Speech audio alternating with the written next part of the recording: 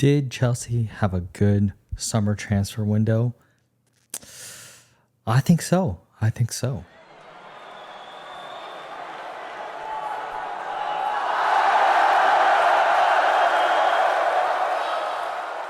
right, everyone. Welcome back to the American Blues Podcast. It's one of my least favorite times during the year, which is international break, watching players I care about getting injured in games couldn't care less about. So, yay. But I think what's worth talking about right now is our summer transfer window and how we think we did. So I put up a little graphic right here that you can see. These are estimated values in euros of players coming in, players going out. So let's focus on the players going in right now. And I'm just going to read off the list. All right. So starting off, we got Mark Guiu, £6 million from Barcelona. Then we got Pedro Neto, £54 million from Wolves. We got João Felix, $45 million from Atletico Madrid. And Jadon Sancho, it's a loan right now with a $25 million obligation to buy. I think there might be some additives to that too from Manchester United. And then a little bit further on, we have Kieran Dewsbury-Hall, $35.4 million from Leicester. Renato Vega, $14 million. I actually don't know where he came from. And Jorgensen, $24.5 from a Spanish team. And Tosin, who came for free from Fulham.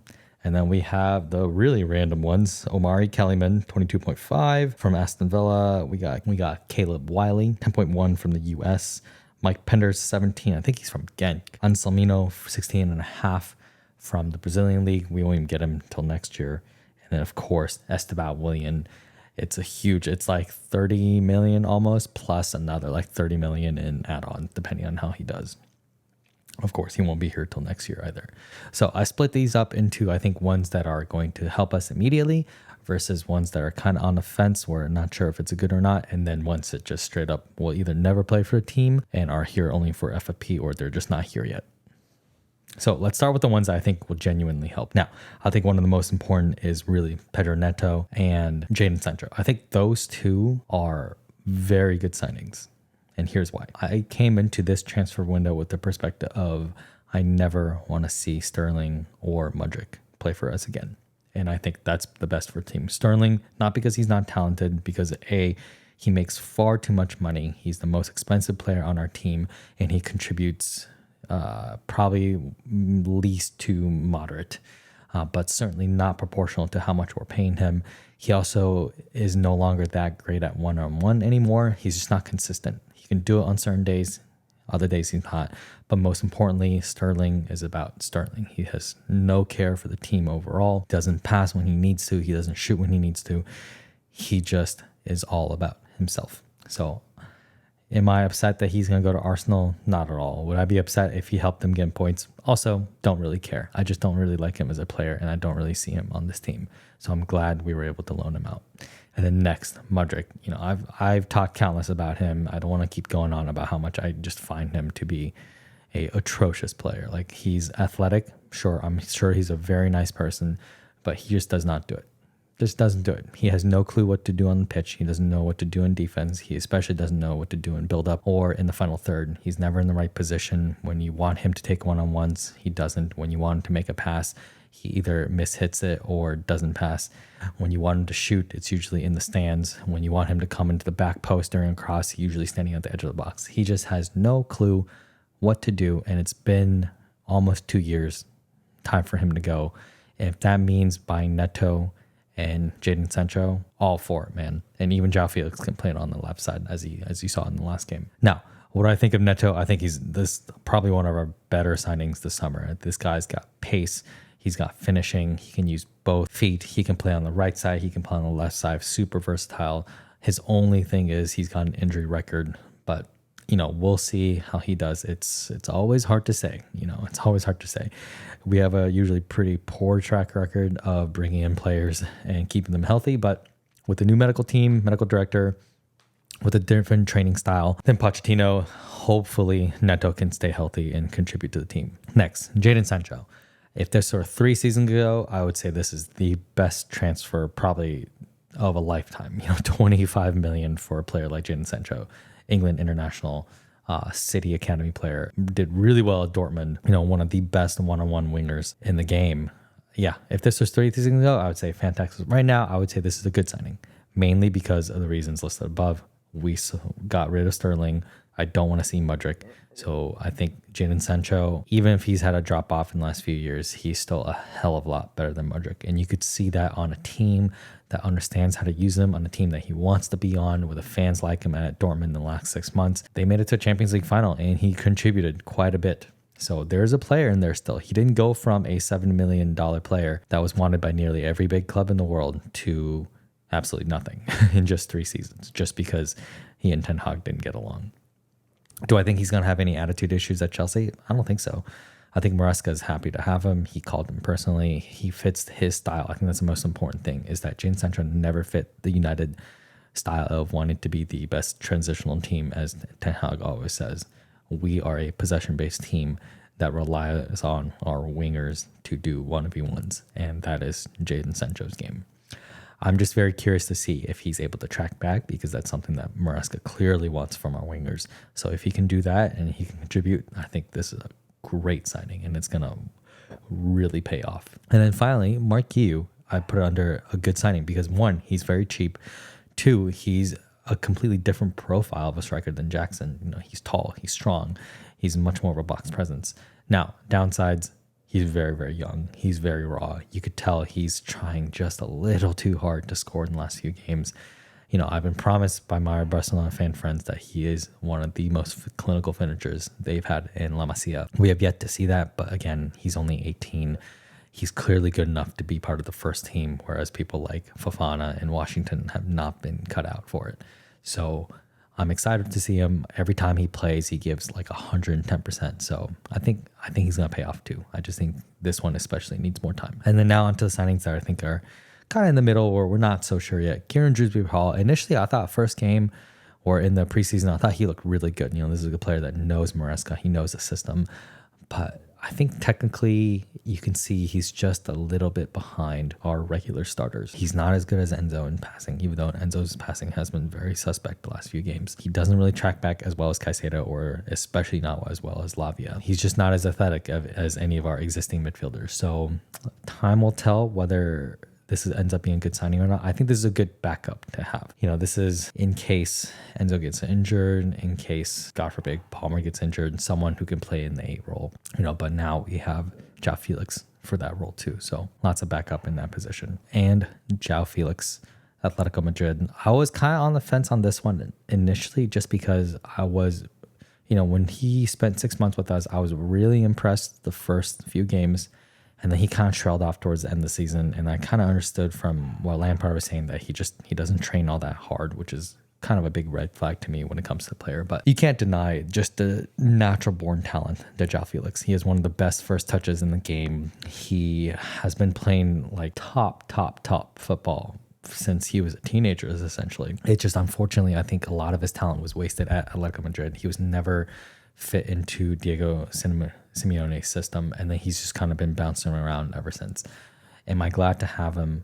Absolutely. Do I think he is going to be a regular starter? I don't think so. You know, I don't think he's better than Cole Palmer. I certainly don't think him playing as a 9 is better than Jackson. He's not really a natural winger like Neto or Madueke. But when a change of system is needed, when we need a slightly more creative player, someone who's just technically really gifted, João Felix is always good to have, especially in that kind of 8 to 10 role, which is, I think, absolutely perfect for him. And then Renato Vega. I like him. You know, he obviously has a ton of passion. He's really big. He's strong, athletic. I think he needs time to kind of understand the system a little better. He gets caught out in no man's land between inverting and playing left back a few times.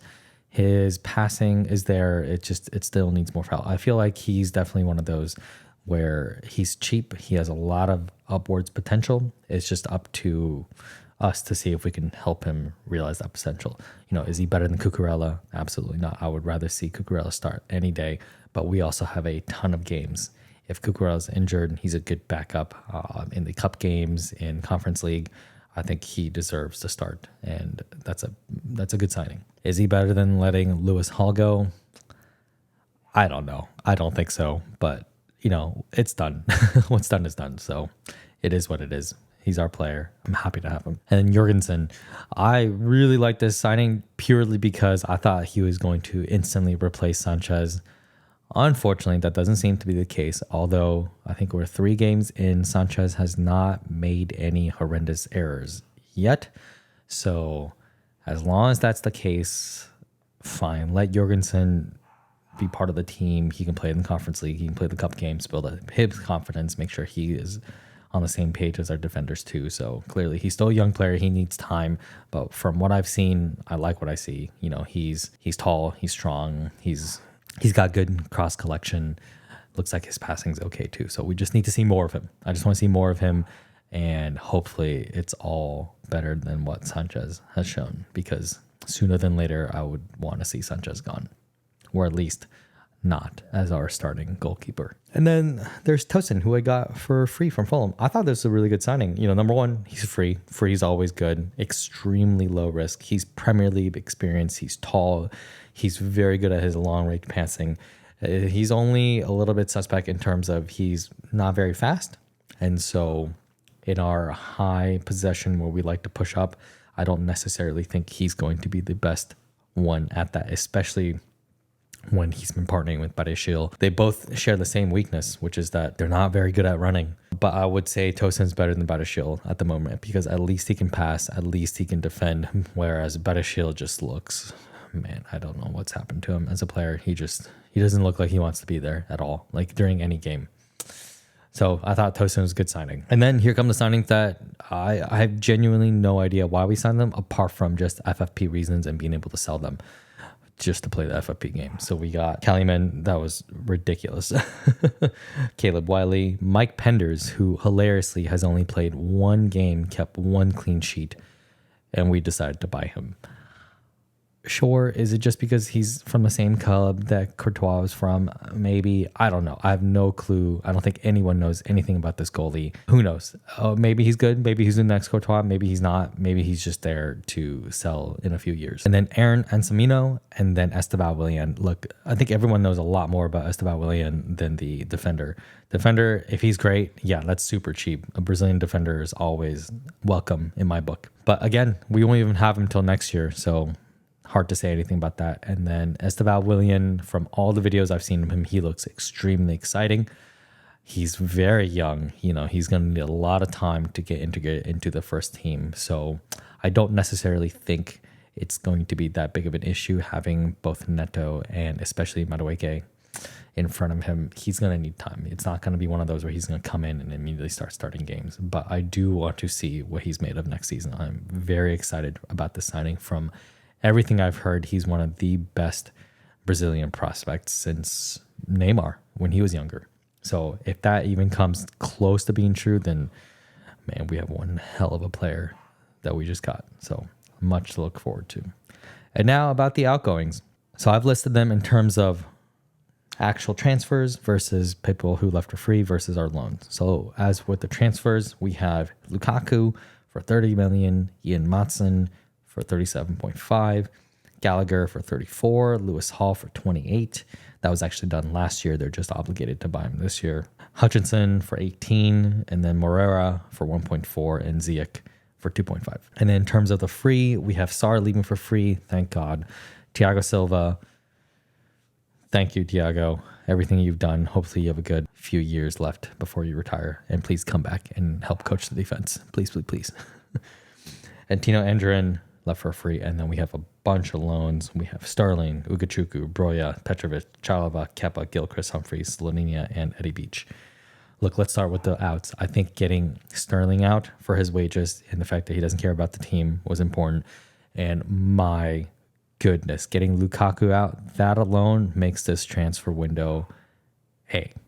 Not A+, but that alone pushes up to an A. One of the best things that I have ever seen leave the club. Hell yes, get the hell out of my club. Never want to see you again. I don't care how you do it, Napoli. I'm just thankful you're gone. And then for the rest, you know, it was sad seeing Ian Matson go. It was sad seeing Gallagher go. Sad seeing Lewis Hall go. Do I think all of them could have contributed to the team? Absolutely. I think the one that probably could have contributed the least is Gallagher, just because there's not really a good role for him on this team. But, you know, After I've thought about it, I don't think Gallagher honestly needs to feel that bad. Yes, his childhood club treated him like absolute shit on the way out, and I'm ashamed for the club for that. But he's getting a pretty sweet deal. He's playing in one of the most recognizable clubs in the world. He's always got Champions League football. He's always competing for something with Let It Go. And he fits into the Simeone system perfectly. He's like just born to be a Simeone player. So great for Gallagher. I have nothing but love and respect for him. Hopefully he goes on and has a great career in La Liga. And I heard him speaking Spanish, and the Let It Go fans already lost it. So that was just hilarious. So good for him. Just sky's the limit, man. I hope the absolute best for you. And then as for the loans, I think the only disappointing ones are Broya for not leaving permanently, and then Chelesa for just how badly we treated, I think, one of our best defenders. I think he's the third best defender, if not second. I think he's very close to Fofana, and I think he's certainly a hell of a lot better than Tosin, Badiashile, Disasi, and anyone in the academy. Like Chelesa, I'm sticking to the point where if Chelesa actually joined a good Premier League team, I think he could be one of easily like the top 5 defenders in the league. I think it's a shame that we let him go on loan to Crystal Palace. Hopefully he gets playing time so he could show teams just exactly what he's capable of, because he's a great defender. He works hard. He never complains. He doesn't have any crazy wage demands. Like, that's a player we should have kept, and we should have found something to do with either Disasi or Badiashile instead of keeping those two. But it is what it is. It's done. That one does bring down the transfer window a little bit. And then another one that we just can't seem to get rid of is Kepa. I don't actually have anything against Kepa. I think he's a really nice guy. He doesn't complain. He just unfortunately makes a lot, and we gave him a crazy 7-year contract, and he still got. And we just couldn't get rid of him. So we had to put him on loan and have him sign an extension. So hopefully he actually plays, and then someone can buy him next year, so we don't have to continue this weird cycle of trying to find him places to go and then signing contract extensions, because we're hopeful somebody will pay money for him. And then lastly, a couple more things, which is striker. Am I disappointed we didn't find a backup striker or just some kind of striker to at least give Jackson some pressure? Yes, I'm very disappointed. Although I don't necessarily think you can blame it too much on the club. Like, it seems like we really pushed hard from John Duran to Omarodian, then to Osimhen. We really went all out on just about every available striker, and in the end, we didn't really get any of them. But I think Osimhen would have been amazing to get. Although I did have my reservations, because number one, big money striker transfers just historically have never done well for our club. Apart from Drogba and Costa, look at all the other failed ones, and you'll see it just has never worked out. And Osimhen is not Haaland. He's not a guaranteed gold machine. He's good at certain things, which is running in behind, being a box presence. He's incredible in the air, but then his finishing is actually not that great. And what's our biggest gripe with Jackson is his finishing. So I think, yes, he would have contributed better than Jackson. Do I think he would contribute to a level that someone like Haaland does? Absolutely not. Not even close. So it's just disappointing. It's disappointing to see a player of that status who's absolutely hated by Napoli. Number one, he's the one who signed his really ridiculous contract extension last year that gave himself a ridiculously high release clause and wages that nobody wants to match. And at the end, it was really just us or nobody. And just because of wage demands, you didn't want to join us, so you'd rather join Galatasaray now, it seems like, for a loan when you didn't want to go on a loan anyways. None of this makes sense. I can't wait for more details to come out, because I feel like we're just missing a really key part of the story. Either Napoli were being incredibly difficult to deal with and they blocked his leave, or maybe his wage demands were really just that serious. And if that's the case, then that's fine. I can't really ever blame someone for wanting to make more in this sport. That's fine. But personally, I am disappointed. If the only reason that he didn't join us is because he wanted to match his Napoli wages, I find that absolutely ridiculous. Why wouldn't you take a wage cut to play for us in Premier League when we clearly need someone like you on the team? and then go to Galatasaray. Like, for what? For what reason? Just to go on a loan just because they can pay you more in wages? That's a waste, man. And I mean, like, if you're just wanting to get money, then just go to Saudi. They would have paid you more in 1 year than you would have made in a lifetime in the game. Like, that's what doesn't make sense. That's why I feel like there's some part of the story that we're just not seeing right now as fans. But hopefully with time, stuff like that comes out. Now, overall, what do I think of the transfer window? I think it's good. Apart from the striker position, which hopefully, we'll address in 6 months or next summer. I actually think we did really well. Mainly because my goal into this transfer window was, how can we get a entirely new left wing? And we got that done. And we have clear upgrades over Sterling and Mudryk and Pedro Neto, João Felix, and Jadon Sancho. Between those three on the left, we have more consistency, more class, more technical ability. Just everything's better in terms of goal creation, goals, assists, fitting with the team, being able to play in multiple positions, and then, of course, cutting down the wage bill. All of that is better than what we had before. So I think in terms of that and getting rid of Lukaku, I think for that, I would give this transfer window an A. I think that's, obviously, I'm very biased, but that's how I look at this window. Now, all we have to do is for Maresca to figure out a way to effectively integrate all of them into the team so we can actually start to build on some points, which I actually am very confident that we will only get better and better. Even the last game, even though we tied, I think we looked much better in almost every phase of the game. It was just a crazy wonder goal that we gave up. And of course, it was us not finishing our chances. But I think as time goes on, our finishing should get better, especially as our players understand the system more, they understand each other more, and they just get older and more experienced. So I think there's a lot of good to look forward to this season. I do think we're going to get top 4. Do I think we might challenge for top 3? That's difficult. I think it really depends on how Liverpool are going to do. I thought they were going to have a huge drop off because of a new manager. I do think their midfield might be a little suspect in terms of, even during the United game when they dominated, they did still give away chances. So I think there are going to be games where they're going to drop points. It's just a matter of, can we finish our chances so we can grab the maximum amount of points that we're able to. So I think 3rd place is probably a little bit difficult, but I don't think it's impossible. But I think 4th is definitely obtainable. So see you guys after the international break. Peace.